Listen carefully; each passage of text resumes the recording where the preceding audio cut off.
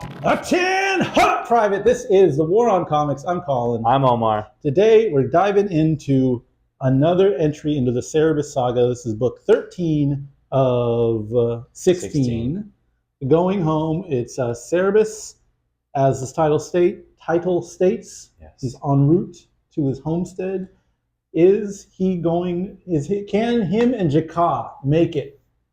Yeah. Road trips with your partner are stressful. I mean, this is such a this is what films are made of. The best films. And I don't know of many comics that have quite captured that experience. Granted, being a barbarian and ex-pope and a princess are a little different than right. You and your old lady going to a show in LA and meeting up with long dead authors of a different land. So the modern experience of a road trip with your old lady are going to differ a little bit from Cerebus, yet the DNA is the same. It's exactly. So we're going to get into that. We're going to get into a very human experience. We're going to learn about what's his name? F. Scott Fitzgerald, but it's by way of I just looked it up. Yeah. So we're it's the Great Gatsby penman himself. We'll see how he gets transformed into Cerebus style. I really like this one, just for the record. I think his studies on authors are really fascinating to me. The back portion, bro, how much really kind of sold it for me, honestly. Yeah, it's a lot, but that's all the more reason to dive in. We'll see you there. Cerebus, Going Home. How do you like this one? This one was this was more enjoyable to me than the last Rick story. Right. Just because I think that it calls on a lot of emotions that this whole opening sequence is amazing, by the way. Oh my God. I think it's I'm a little ahead of this, so I almost thought this would have been in the last one. But yeah, this guy is trying to get his Jameson has such fucking contempt for yes, the most contempt for comic book dudes. Oh man, this whole first episode, this whole first fucking man. It just has to do with him hating man children, and action figures. But also, is that a Trump reference out here? No, he's not fully fucking botched there yet. We got they're coming into this bar, which is an action figure bar. This guy is trying to get his gimmick off the ground, where her doll and his guy have conversations. They're not dialogue. Really taking it seriously, and our man here is a little bit stressed out because he really wants his action figure bar thing to work, right? And so, they're obviously not taking it seriously, but he's conveying to her that he's really taking it seriously, and he wants his. It's very important to him that his bar gets reviewed, and she's just like, just give yourself 10s across the board. I'll sign off on it. Yeah. And we, the reader, don't really understand the impact of it, but it's a very impactful thing for the guy for the Cyrenus to let him keep going here. This is like a little influencer story. Yeah, I mean, you have to get the nod from the higher ups. They have to, anoint you, and she's anointed him, but clearly hasn't taken it very seriously. And you get to get a little jab at the action figure collectors of the world. I think I just like to see our. This is like a Is this the one where? Julius comes out and it's not really Julius. Yes, but this is we don't know that yet. Yes. So we if within context you really think it's the actual Julius that's kind of chasing her down, but it's not. And I think just as this bit is some more contempt. They were all arguing about whether someone's witch sword was powerful enough to cut through the magic chains that someone else had used to bind up someone else's moon crystal. So all Cerebus really knows about this game for sure is that it's stupid. So we're just,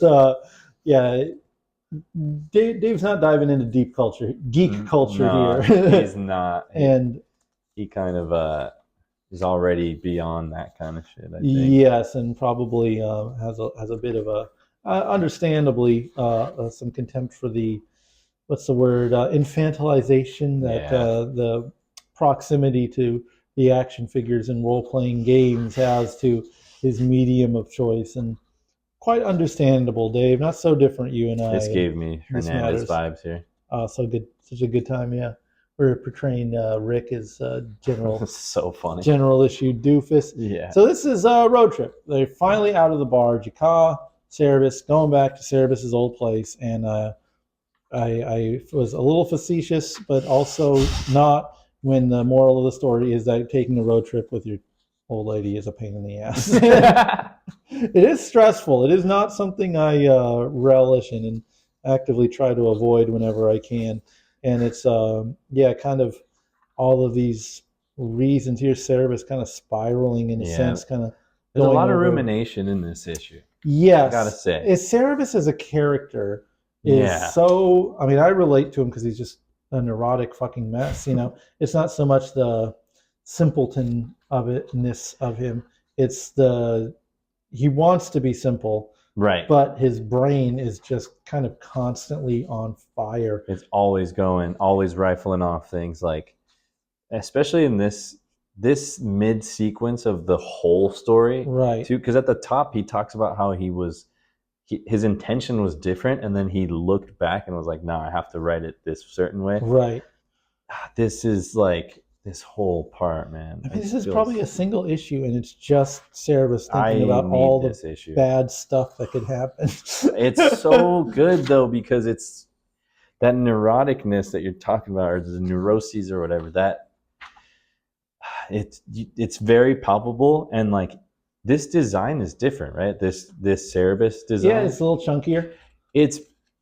I feel like he's actually aging him up, and he's actually giving him, by doing that, like for sure up to this point, I feel the progression from the last series. Yeah, it's heavier that way. I don't know that the story happens in real time, but as the character gets, I mean, this is from we have barreled through about 20 years of actual writing, Yeah. So I don't know that the actual events of the timeline in terms of Cerebus stumbles into the high society era. Right. He stumbles into being the Pope. He kind of crashes there, hangs out with Jaka for a minute. Cyrenus busts him, deals with that stuff. Like, it doesn't feel like a length of time. There's not like him tilling the fields, for 20 years and now he's here. But regardless, the time that has elapsed in the actual writing of comics, I'd say about 20 years look like they've been put onto Cerebus. But this parallel here of what am I going to do? And he's just like, I don't know. Like, this is the uncertainty of the future is there. Another great one where Jaka's loves of clothes. Sim, I think, is really into fashion. I like magazines and stuff. He's talked about that, and I know there's some series where it was, kind of a glorified sketchbook that he did of different cool fashion models and stuff. And like that's, I mean, he's got my guy looking snappy, Yeah, he's so the kind of Miami Vice Cerebus look here. I love that we still get that sequence of like she's the it girl, so whatever she sets the tone, and this is also a vehicle for the story too, like her going into these places and like making them like viral, I guess, for the young kids in the audience. That's what's paying her way, essentially, right? Like that's kind of like her influence. Like people give her a bunch of shit for free. And absolutely. Like, she has access to all of these things that she wouldn't normally have access to. This whole part of being at the track and at the races, and like this does feel like almost like an F. Scott Fitzgerald-esque story already. Yeah, to me. This whole, I'm so kind of fixated on that F. Scott Fitzgerald element to it that I forget there's this whole front matter here. and this is kind of interesting. She's seen like talking to this person, and that person's executed, and Cerebus has to kind of wise her up to how the world works and how she puts people in danger. Yeah, she's even talking to him, and like they're basically saying Cerebus, like he will only be allowed to live basically if he kind of keeps her in check. Right. Like that's kind of, they're putting it in so many ways that his usefulness is what's keeping him alive at this point. And it's also like, I don't know, I guess all this stuff kind of sets up like that they're it's not just some guy and gal, you know, like her weight of her society kind of weighs on them, and this kind of gap in how they were raised and the worlds that they're from all weighs pretty heavily on them. Yeah. And as this was excellent too. All this stuff was Jesus great. Christ, that's amazing. The silhouettes, the screams, all of it is just, yeah. I mean, needless to say, these are two artists at the top of their game here. Dude, have you ever watched the Before series from Linklater? Oh, geez. People have been telling me about it. It's like the Before Sun, After Sun, yada, yada. I keep hearing about this series. I got to actually watch it, right? I think, I mean, now I just saw it like a few months ago. Okay. And these stories have been, like, not that they are, the contents are similar or anything. Well, just the fact that you can have like a long saga about a relationship. And it feels like it's treated seriously. It's not just a drama piece. It's treated like two individuals, you know, like talking. But obviously in this sense, it's like it's Dave Sim. It's through his lenses. But he's giving everything almost like a fair shake, you know? Right. Oh, I think that old battle axe is supposed to be Janet Reno. That's right. Oh, wow. Yes. Okay. Okay. Long, that reference is pretty... Oh, this part was sad, man. Like, this is where he's saying he has to be joyful for both of them. And, right. He's reminded of that refrain that, you know, what's the line that says, Jaka is basically an unhappy person. So so long as you're happy for every minute of your life, you'll be okay. She'll be fine. And this is, you know, boom. It's dark. Oh, dude. Our man pops up. This is our Alan Moore. And Cerebus Sim has a great relationship with Alan Moore. He's one of the few people that he speaks of highly kind of across the board. So I don't think this is any kind of like jab or anything like that. It feels so fun. And it feels really funny. Yeah, like his mannerisms and his speakings. Well, first of all, they are based very much so on real world interactions, because they would Sim and Alan Moore would just talk for a long time. They were admirers of each other's work. I want this as a poster. This whole thing right here. I'm doing my thing again where I draw a blank. This is that it's not, I don't think it's Rick Veitch. That's Rick no, it is. Veitch. Okay. It's Roarin' Rick's Rare Bit Fiends or whatever. Like, and he was part of the 1963 series and did Tyrant, which I really love. Oh, that's a banger! Yeah. So here's those two chatting it up, and they just have this kind of circular serpentine kind of conversation. Yeah. It's a lot of talk without saying anything. Which, again, if I didn't know their history or whatever, I might think he was taking pot shots at him. But this is all with love. It feels like this whole sequence feels like he's just giving both of them shit. Right, you know? Right. And it is all very much an aside. Ridiculously long like joint or right. That shit was so funny. Cerebus is still on the brink of madness. Yeah, this was fucking crazy. On the outside of these intellectual conversations, which will have some payoff. And I really, out of the whole series so far, I think that this is like the appreciated, I think, panel of the whole series. Like this moment.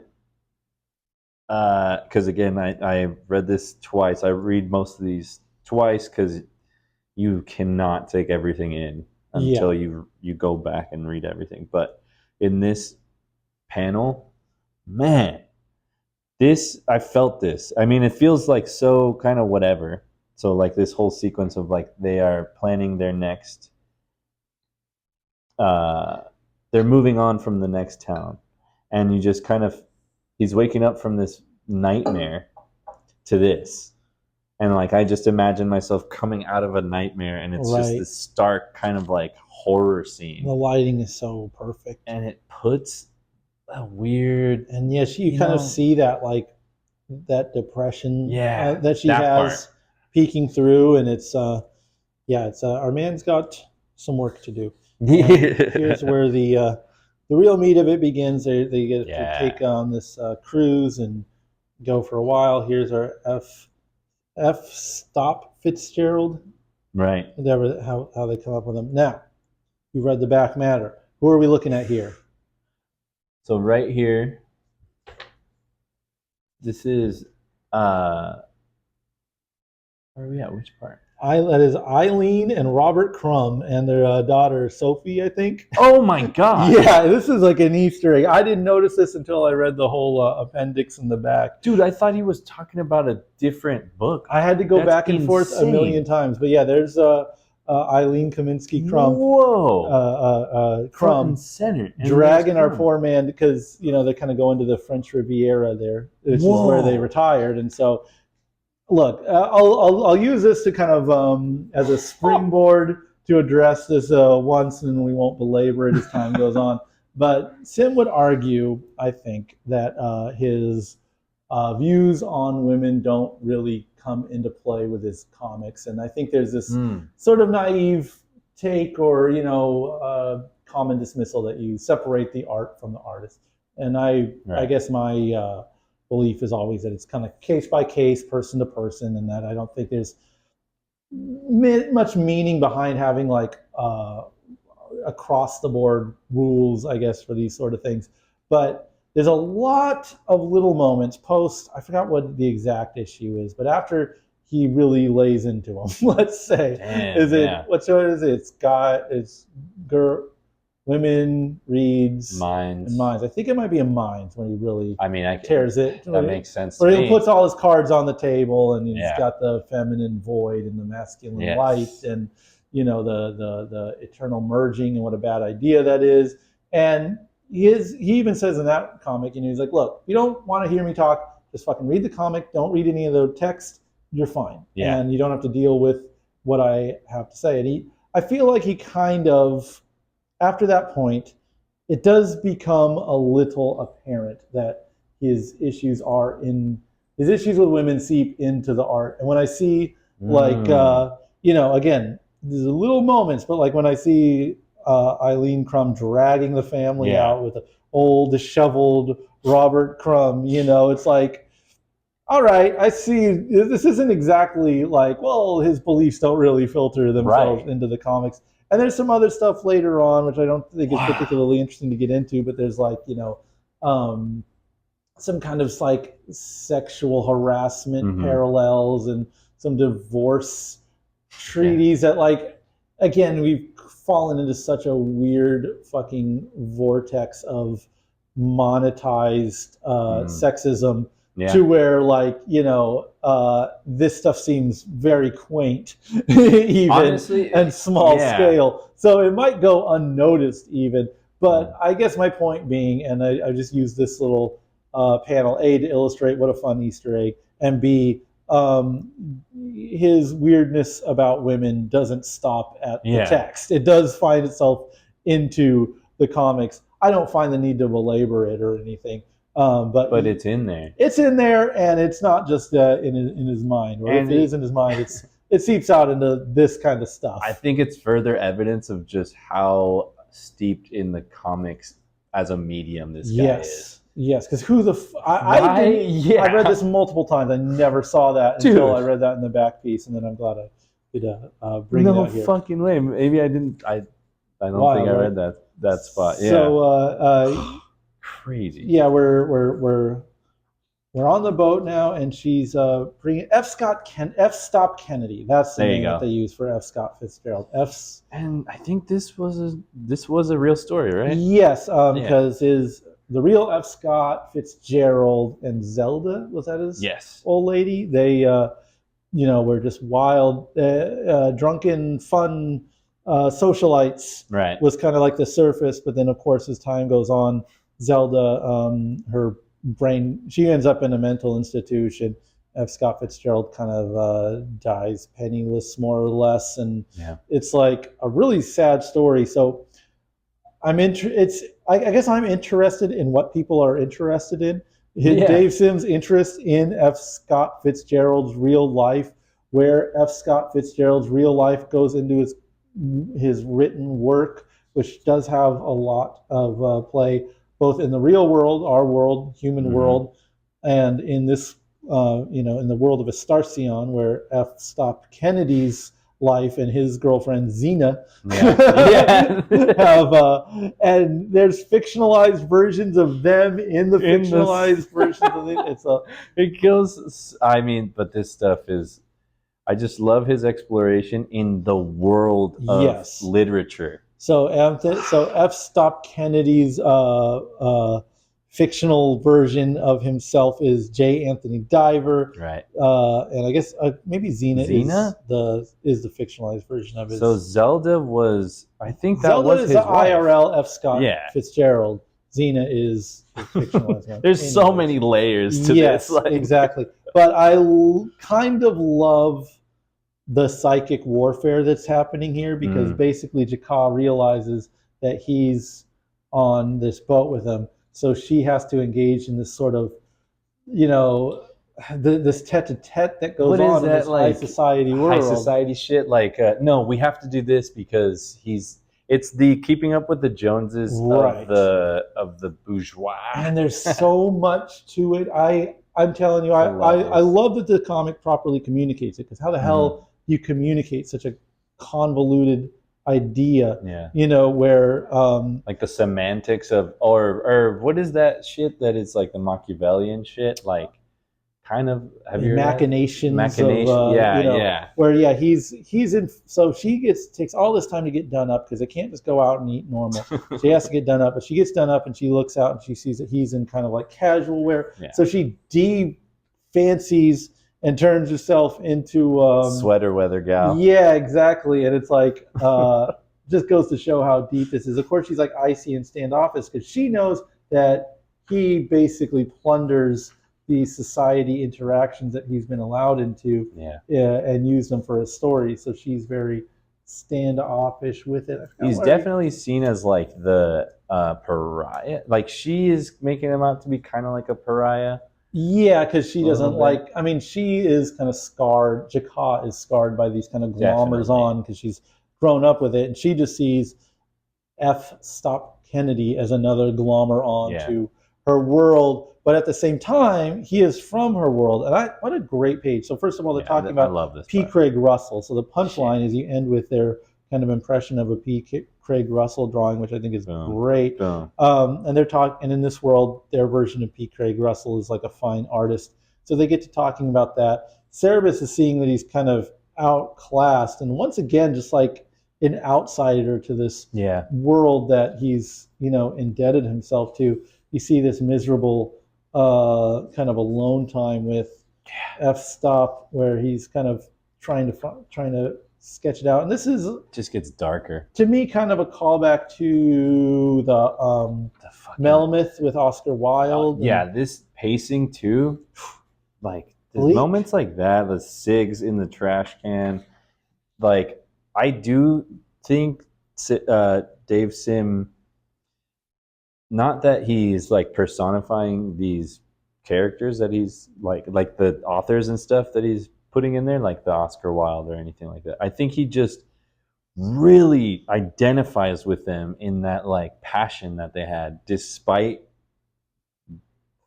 like the pitfalls that they face, or like the kind of like their character. And he kind of gets into it in the back matter, where he talks about how much research he's done on the real F. Scott Fitzgerald. And I don't know. I mean, I guess at some point you kind of make a myth out of any Right. artist, right? That you're reading. We This don't, part though, like, doesn't this feel like Dave Sim is reading F. Scott Fitzgerald? and he's seeing in Yeah.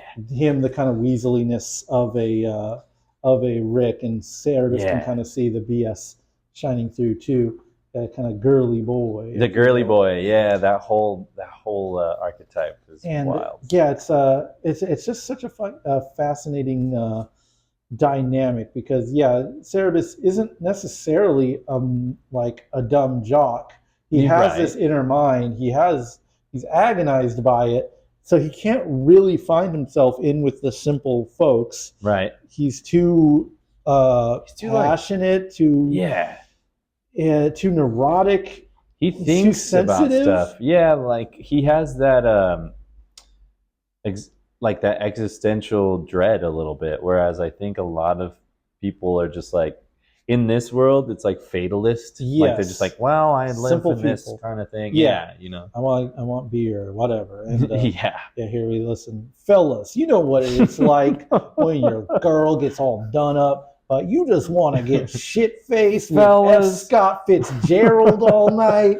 Anyways, that's what happens. And then she makes you feel like shit. You know what I'm talking about. Yeah, him coming home all sloshed after hanging out with him, because I guess they have that in common, and you know, they're both alcoholics for sure. Yes, and this is a toxic relationship. Like, it's definitely it's just two people affected by their lives, you know. And this is kind of I don't know. Again, it's kind of psychic warfare. It is. It is feeling each other out, because F.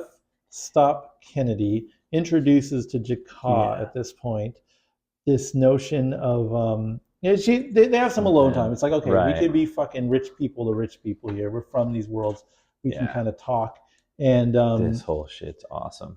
Essentially, it was, I believe it's on this conversation. Oh no, she's just kind of chopping them down at this point. Yeah, they're taking jabs at each other. They're doing that kind of like blue blood, like checking each other a little bit. And our guy still gets enough from the interaction to kind of he's jot stuff down. So those moments to me are also like, he is taking jabs at these people though, still, you know, in his Dave Sim, he's not painting them as like these people on a pedestal. Like, they have nuance. There's levels to all of this shit. There is, like, even though we're in Dave's world right now, right? And all of this stuff is, I didn't get a whole lot out of it, but it is interesting to read.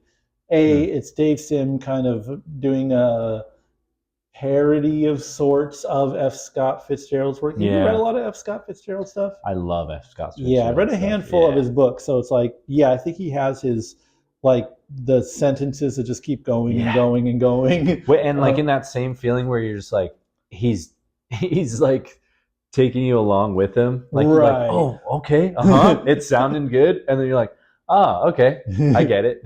So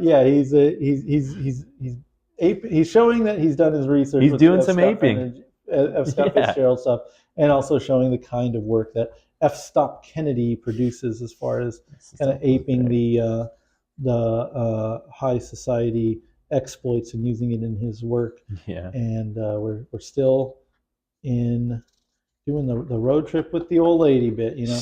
Okay, so here's the reveal. Where this is some darkness. Jaka and F. Stop Kennedy. He kind of reveals to her there's an island of artists. They need a patroness. That could be her. Obviously, Cerebus doesn't fit in with it. I forgot the artist they took these from. These are from a book they've published called Puma. That is... Oh, Puma Blues? Yes. Oh, sick. These are animals from... Do you remember the artist from Puma Blues? It was Zuli? Yes. Is it Michael Zuli? Yeah. So, these are... and I think there's kind of an allusion to... Basically, like, they need to show an example of the kind of artists they are. This is a very deeply psychologically involved conversation. Basically, he's mentioning that her forward to like review on this portfolio is what makes him think that she could be a good patroness for this island of artists. And of course, now she's weighing that out against going to her simpleton boyfriend's Hicktown, and she's now filled with lots of conflict. Real interesting. Amazing. This whole moment, like he needed us to know what Rick was up to. So they're showing Cerebus pass by on the boat, and he sees this kind of baptism thing, and we're kind of given this text that we realize that Rick's encounter with Cerebus is now quietly in the background, unbeknownst to you. And trust me, this comes into play much more later, has become a full-blown religion. This feels like some, I mean, not to evoke Mr. Groening, but it's giving a little bit of that like Futurama, like Cerebus came back down to a different planet and is now affecting like or that's what do you call it? Gods are crazy. There you go, that one. Glass that bottle one. drops. Oh and my start, god! Or a cargo cult. That's what they called them. The cargo cults. There we go. So in the volcano regions and so shit. now we see old Cerebus, the cargo in this cult. It is like a little bit of a dinner for schmucks kind of vibe sometimes. Right? Absolutely. Yeah, they're doing them dirty. And especially now that Jaka has this idea of this artist island in mind. This is only there's a change here. Their problem more difficult. And here's a long run. I think I just had these noted because this is just flexing the lettering right here. Beautiful. Honestly, not that I haven't been honest this whole time. The Dave Sims lettering is my favorite part about this He's series. So good, and he just lets you know he can do it every now and then. He just has to whip it out. And kills. This is kind of a like. I'm not gonna lie to you and tell you this is like the most awesome read or whatever, but it's just him shit-faced, him completely shot, and all of this stuff has some symbolism which is explained in the annotation, but like. You can kind of breeze. I remember this part. It's great. It's awesome. The rendering is amazing. The surrealism is great. Yeah, he's kind of having like a little Rick moment here, where he's also like that kind of was it the soft boy or whatever? Like they pine for these people that they know will never be into them. Essentially. Yeah, and he's just sort of the hell of. Alcoholism and waking up from his hangover and so fucking cool. And this is a fun one where he gets a little bit of attention from this gal, and he's just playing this out in his mind where him and his admirer are gonna get to have a little shag on the boat, and the old battle axe kind of shuts that one down real quick. That felt like a test too to me, like they were testing him, or just like letting him know that because hey, women read minds, right? So this inner dialogue that he has in his head is very much so perceived to our gal here, and she just dresses him down, and it's like never, ever gonna happen, and he just gives more and more broken down, which is come on, this is cartooning at its finest. 100%. I love I fucking love Cerebus's Sailor Fitz, man. Yeah, he's just God damn it. He's a man about town. Right. And our man's kind of like lost in this whole psychological like breakdown. It is it's I don't know, so difficult to talk about and be interesting. The like eternal background horniness in a man's mind. Right. Here we're given this like effete, society guy, this artist, this accomplished person. Love this dialogue. This is amazing. It's a great way to capture like the early dawn or whatever. And Cerebus just telling kind of a cheap joke at our F stop. And as he kind of goes on, he's getting regaled with bar stories. Yeah. And he's sort of dismissive. Like, yeah. He's writing it down. Pillaging these stories for material he can use, right? It's so good. And I guess just kind of, it's just good characters, man. Like, it's like you don't have to have your fancy guy be so fancy that he can't get horned up over a Right. random shipmate, and you don't have to have your crude barbarian guy be so bullheaded that he can't have a conversation with this artist type guy, like, and just Yeah, chop it up or and shoot the enjoy shit. peaceful like things, like he is showing a slower pace here. Like actually, Yes. I love that part that he took this aardvark Right. who was a All the- sword and sorcery like specific, like that is in the that's what built this whole thing. right. And the slow stories are the ones where I'm like, damn, he's really saying some shit here, And there's something to be said, I think, about being. If you're interested, I think your reader is interested. Your interest will rub off on the reader, and Good point. using this framework, which is so loose, like we're doing a little bit of world building here, and this is, like I said, kind of our, I think, a less than a pretty heavy-handed parallel to like divorce or Yeah. Laws, where basically she's saying, hey, look, you want us to off this fucking guy, we can off this Like we fucking can guy. do it. Yeah. You just say the word. That. And of course the terror that she kind of realizes, kind of going back earlier to the story, that like it might feel safe to her in these little pockets of time, but in the larger picture there's still a lot to be afraid of. I love the moments that we're starting to get, like, because I think this is a reference to like that world that's breaking apart where that Cerebus was in the void. That was like kind of weird, like those bits, they're not glass or whatever, but it's like ice that's lifting, if you remember from Mines. Right. Like I think it comes up here when he's just more and more and more depressed. He's going into a hole. And he's seeing this kind of I think he was trying to say, because I had a really hard time with this section.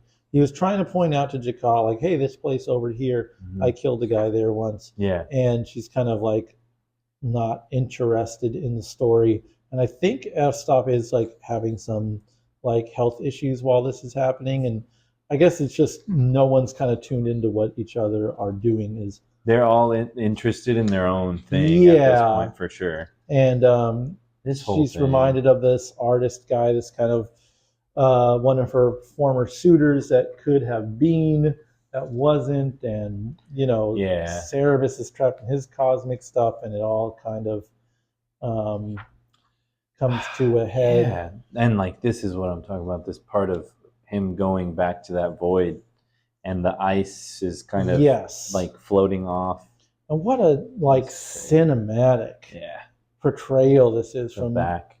Yeah, like really as a camera, kind of like zooming out, panels and panels. This is like true comics storytelling here, and these two drunks, all they can think to do is get shit-faced together. Right. And I believe we're about close to our destination here. There's some Dave always kind of takes his he always ends with something. Like you could say that this is just a bunch of dialogue, and him F-Scott's or F-Stop's fixations, and you're just spending time with these characters, yapping and getting into their inner mind. But at the end here, this danger pops up, and you kind of see that as they pull up, there's this is again also cinematic, very long view, very panning in, and I didn't quite get this part really. This is like a tourist memorial,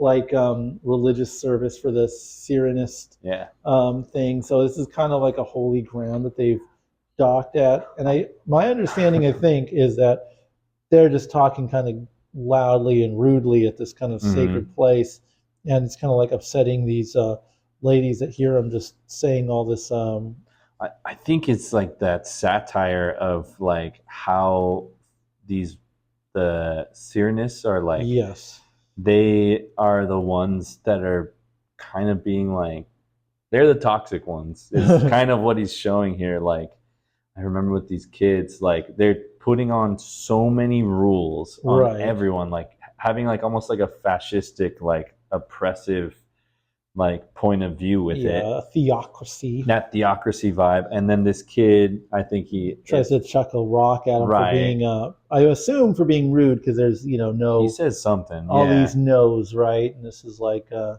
basically disobeying Something. all these rules.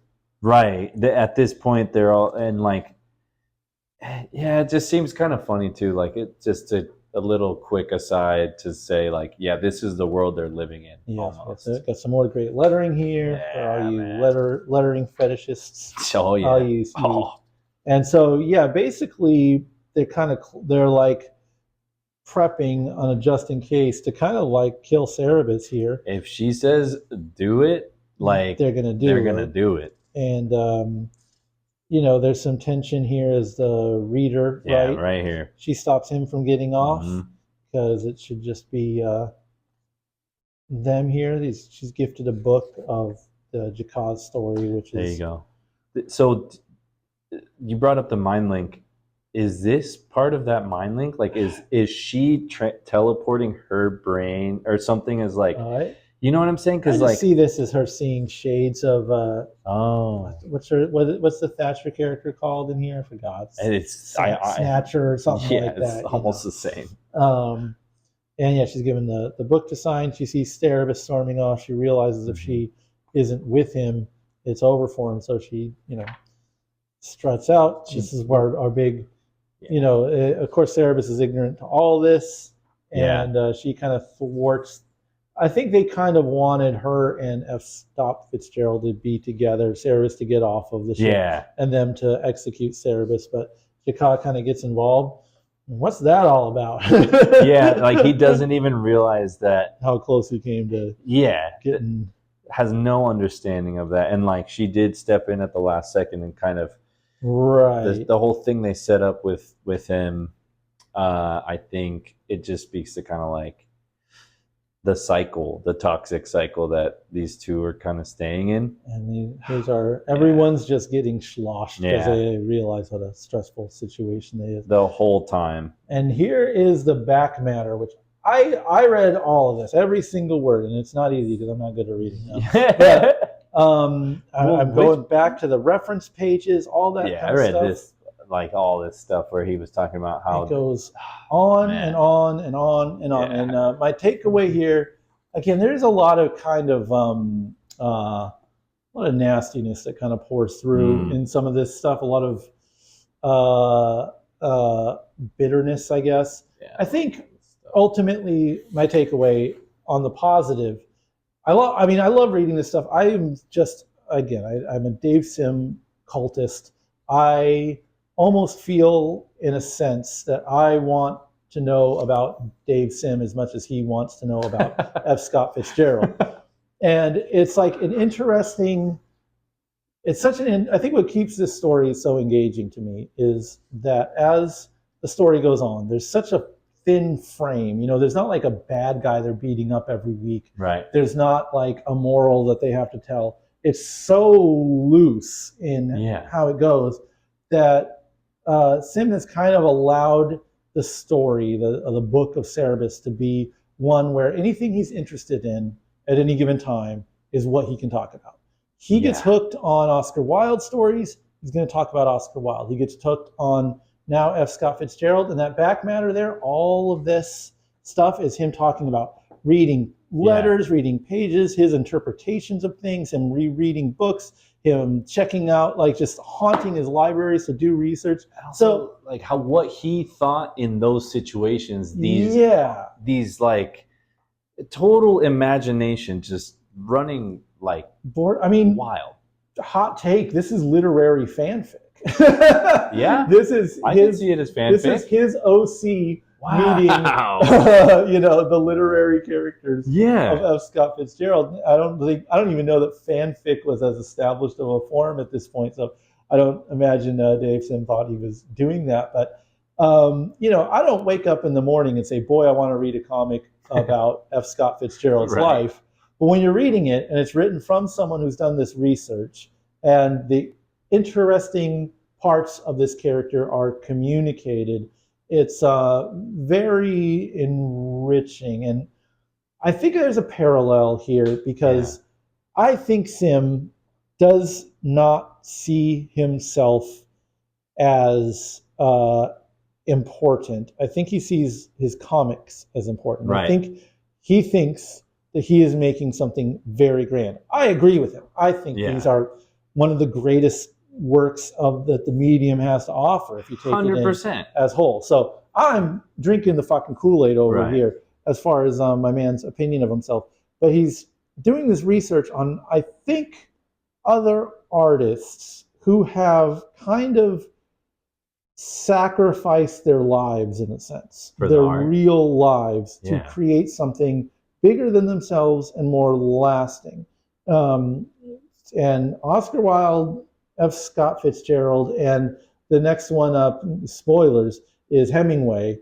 Like that's a fucking that's a devil's triangle. Holy shit! Yeah, people whose lives you wouldn't want to live. No way. You don't want to die in a work camp because you kissed a boy. You don't want to die a drunk alcoholic because you kind of imbibed too far and drove your wife insane. And you don't want to be someone who kind of blows his brains out just because of whatever. The kind FBI of was after him. Yeah, just fried circuitry, from it going too fucking hard. Yeah. But do you want to have a legacy behind you? Do you want to have books that will be read for centuries? Do you want to have great works left behind? This is a challenging question. I think ultimately, I personally have made my decision that I'd rather, have relationships. I'd rather, a more holistic approach to life. Yes. At least this round. I'd like to take some trips to the beach. I'd like to go hiking. I'd like to watch some fun movies at the theaters. I'd like to play some video games from time to time. And if I can, make enough money to get by on that, then that's to keep this train rolling. No harm, no foul. Life is good. Boom. I don't think that's what Sim wanted. I think he was signing up for one of these kind of really tragic lives that left behind a great, meaningful body of work. He studied these bodies of work. He studied the men who made them.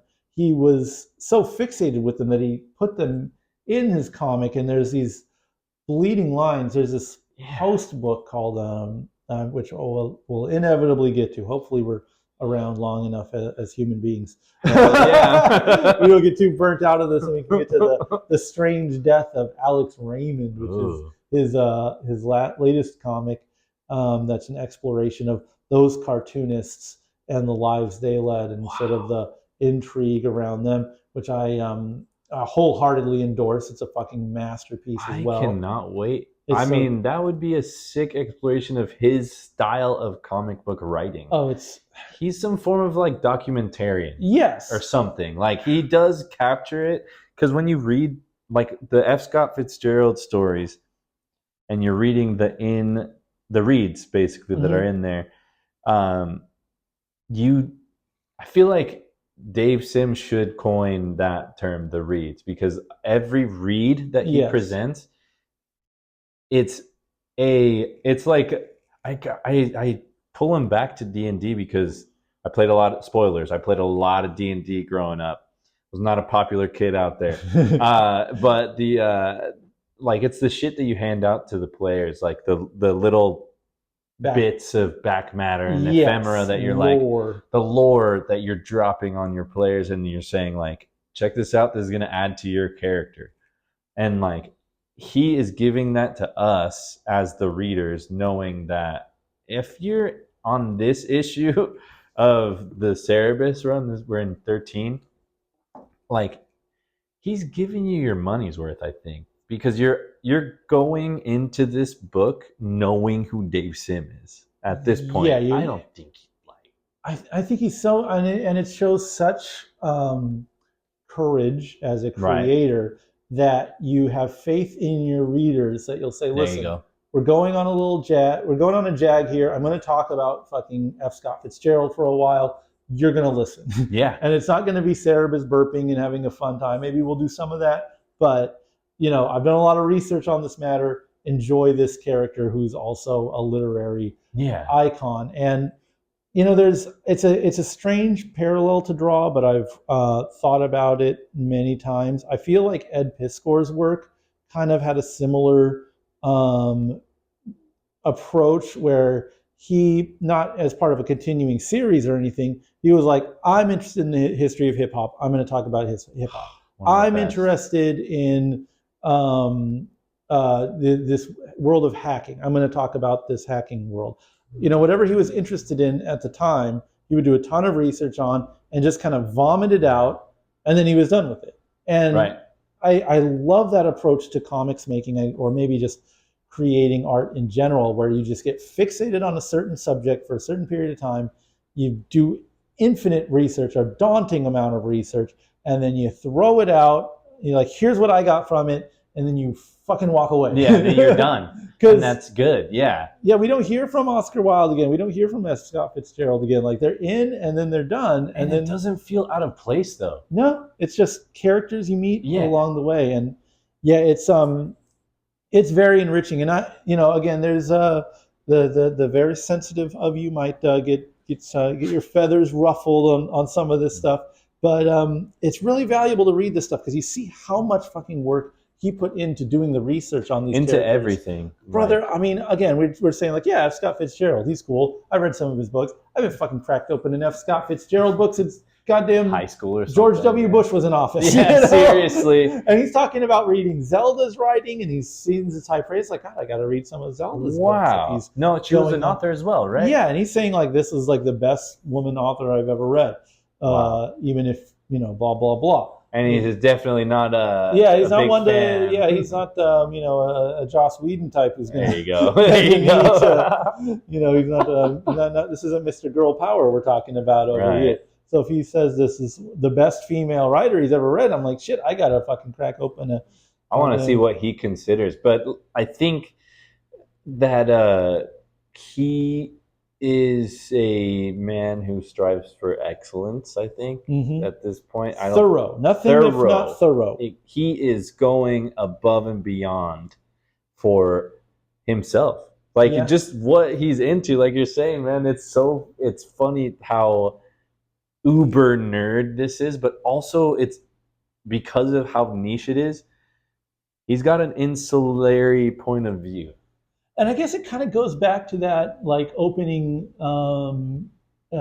bits where it's like shows these kind of man children playing with action figures. Wow. Yeah. And it's like he's like, look at these fucking clowns and their toys. And he has nerdy interests. It's fucking nerdy to be reviewing letters that F. Scott Fitzgerald wrote back and forth. But it's like, if you're going to be nerdy about something, I think he's saying, this is maybe my own fanfic here. Yeah. Like, be nerdy about fucking artists. Be nerdy about literary guys. Be nerdy about people who have made great works. Don't be nerdy about the roles of a role-playing game or action figures or any of this man-child nonsense. And that's, even, evoking the great Ed Piskor's name, like, hip hop history and the Beastie Boys are not F. Scott Fitzgerald, no matter how you chop it up, so like even other people who take a similar approach, they're not doing highbrow shit and are probably alienating. Like, you had were very low circulation rates on these numbers, and a lot of people who read Cerebus dip out earlier than this. Much, to my opinion, to their own fault.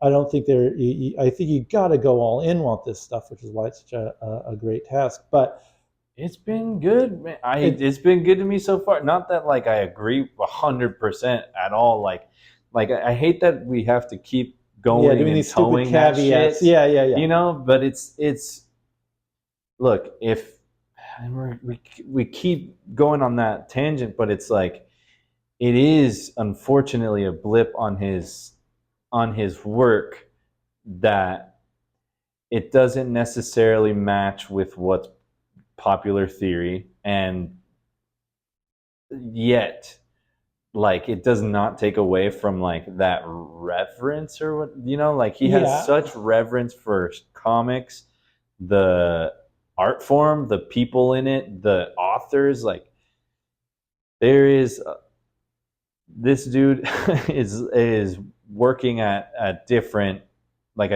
capacity, I think, than a lot of absolutely. people. And it is a shame to have, like, hounded to the libraries to read the transcripts of the interviews with these people, and then you're like, oh yeah, Dave Sim, he's that guy that doesn't like women. It's like, I know, it reduces it down to this dumbass fucking. But I get it. Like, we are all becoming more self-aware, and that's a great thing. I hope for a better future and everything. But this, like, if you're here, first of all, in these kind of comics, like, this is gonna just expose you to something that you didn't know you'd like. It's an exercise, yes, especially for us as comic readers. And I think, like, if you just draw, or if you're passionate about anything, this is an earnest, like, essay that I think Dave Sim made in his way. It's a proper fucking document. I think this is. I trust this guy. It makes you feel classy reading it too, doesn't it? It really does. It's I guess there is, like, a lot of like elves and, like, not literal elves, but there is, like, fantasy stuff in this book. But like, when you're reading about 20th century authors and stuff, there's just such a from someone who's, like, done their due diligence. It's like, damn, I feel a little bit smarter after this. I feel a little classier. It's a classy book. It adds to the repertoire a touch of class from Dave Sim. I think that's we'll end on that note. Next up is the next volume, 14 out of 16. Yes. This is the home stretch, folks. You've come with us this far. We'll see you on the next one. At ease.